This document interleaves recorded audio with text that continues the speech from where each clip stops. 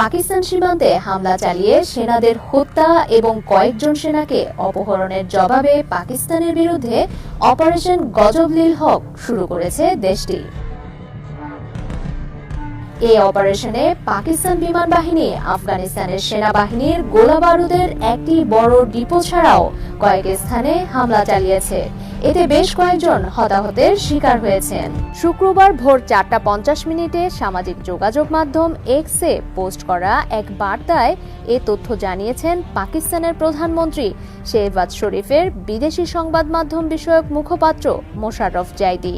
সামাজিক যোগাযোগ মাধ্যম এক্সের এক পোস্টে তিনি জানান, রাত 3:45 থেকে আফগানিস্তানের বিরুদ্ধে অপারেশন গজব-লিল হক শুরু করেছে পাকিস্তানের বিমান বাহিনী এবং স্থলবাহিনী। সেই অভিযানের অংশ হিসেবে ইতোমধ্যেই রাজধানী কাবুল এবং পাকতিয়া ও কান্দাহার প্রদেশের বেশ কয়েকটি সামরিক স্থাপনাকে হামলার লক্ষ্যবস্তু করা হয়েছে। পাকিস্তানের বিমান বাহিনীর হামলায় ইতোমধ্যে নিহত হয়েছেন কমপক্ষে 133 জন আফগান সেনা এবং আহত হয়েছেন আরও 2 শতাধিক। পাশাপাশি কাবুল, পাকতিয়া এবং কান্দাহারের 27টি সেনা চৌকি ধ্বংস এবং 9টি চৌকি দখল করেছে পাকিস্তানের আর্মি।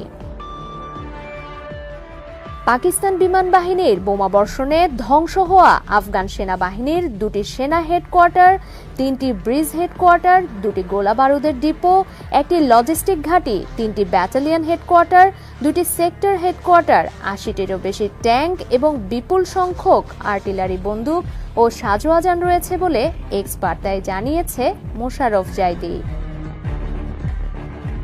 গত 21 ফেব্রুয়ারি শনিবার আফগানিস্তানের নানগারহার এবং পাকতিয়া প্রদেশের বেশ কয়েকটি এলাকায় ব্যাপক বোমাবর্ষণ করেছিল পাকিস্তানের বিমান বাহিনী।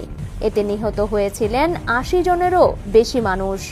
সংক্ষিপ্ত সেই অভিযানের পর পাকিস্তানের সেনাবাহিনীর আন্তঃসংযোগ দপ্তর থেকে দেওয়া এক বিবৃতিতে বলা হয়েছিল, পাকিস্তানের তালেবানপন্থী নিষিদ্ধ রাজনৈতিক গোষ্ঠী তেহরিক-ই-তালিবান পাকিস্তান অর্থাৎ টিটিপি এর ঘাঁটিগুলোকে লক্ষ্য করে এ অভিযান চালানো হয়েছিল এবং যারা নিহত হয়েছে তারা সবাই টিটিপির যোদ্ধা।